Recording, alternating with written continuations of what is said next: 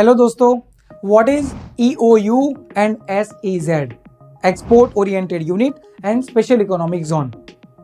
My self Amit Mulani from Amit Mulani and team, exporter, importer and international trade advisor. चलिए दोस्तों, आज हम बात करते हैं EOU एंड SEZ क्या होता है और एक्चुअली उसमें क्या डिफरेंस है। दोस्तों, EOU का मतलब होता है export oriented unit and SEZ का मतलब होता है स्पेशल इकोनॉमिक जोन। सबसे पहले EOU की स्थापना की गई 1981 में और SEZ की स्थापना की गई 2000 के अंदर।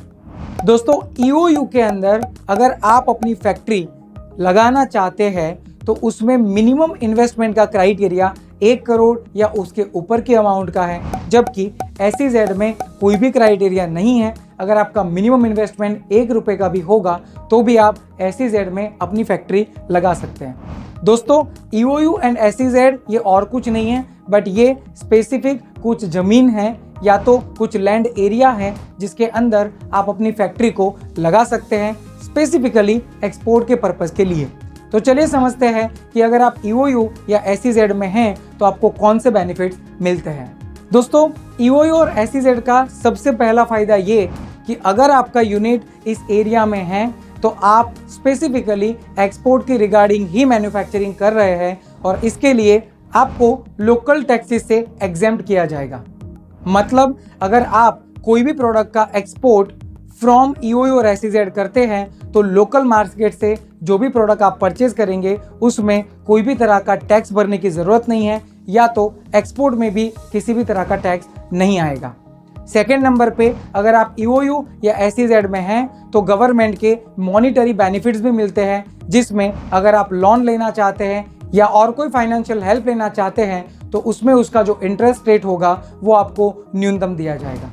थर्ड नंबर पे अगर आप कोई भी प्रोडक्ट को EOU या SEZ में इंपोर्ट करते हैं तो उसके ऊपर भी कोई भी ड्यूटी नहीं है, बट इसके सामने ऑब्लिगेशन ये है कि ये आपको एक्सपोर्ट ही करना पड़ेगा।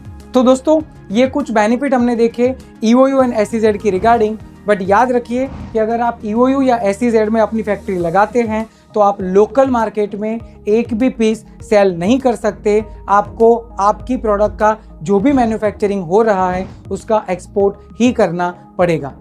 दोस्तों, ट्रेडिंग कंपनीज को EOU या SEZ में परमिट नहीं किया जाता है। इसका मतलब अगर आपका मैन्युफैक्चरिंग है तो ही आप EOU या SEZ में अपनी फैक्ट्री लगा सकते हैं। लास्ट बट नॉट लिस्ट, अगर आप अपनी फैक्ट्री को EOU के बेस पे सेटअप करना चाहते हैं तो आप कोई भी जगह पे इसको सेटअप कर सकते हैं, लेकिन SEZ के लिए उनका जगह फिक्स होता है। तो बड़ ऑब्वियस है, जिस जगह में SEZ को परमिट किया गया है आप वहीं पे अपना फैक्ट्री सेटअप कर सकते हैं। दोस्तों, ऐसी ही more information about export import अगर आप चाहते हैं तो आप हमें कनेक्ट कर सकते हैं amitmulani.com के ऊपर। Stay tuned.